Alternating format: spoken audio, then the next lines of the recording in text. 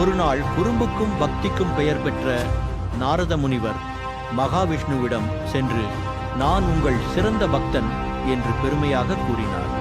விஷ்ணு சிரித்து ஒரு விவசாயியை காட்டி, அவன்தான் என் உண்மையான பக்தன் என்றார். அதை கேட்டு ஆச்சரியப்பட்ட நாரதர் விவசாயியை கண்காணித்தார். விவசாயி கடுமையாக வேலை செய்து தினமும் இருவேளை விஷ்ணுவின் பெயரை ஜெபித்துக் கொண்டிருந்தார். நாரதர் விஷ்ணுவிடம் போய், அவனை எப்படி என்னை விட பெரிய பக்தன் என்று சொல்வீர்கள் என்று கேட்டார். விஷ்ணு ஒரு எண்ணெய் குடுவையை கொடுத்து, இதில் ஒரு துளியும் சிந்தாமல் நடந்து வா என்றார். நாரதர் மிகவும் கவனமாக நடந்தார். திரும்பி வந்ததும் விஷ்ணு கேட்டார், நீ எத்தனை முறை என் பெயரை ஜெபித்தாய்? நாரதர் யோசித்து ஒரு தடவை கூட விஷ்ணுவின் நாமத்தை உச்சரிக்கவில்லை என்பதை உணர்ந்தார். விஷ்ணு சிரித்து, வாழ்க்கையின் கடமைகளில் ஈடுபட்டிருந்தாலும் என்னை நினைக்கும் அந்த விவசாயி தான் உண்மையான பக்தன் என்றார்.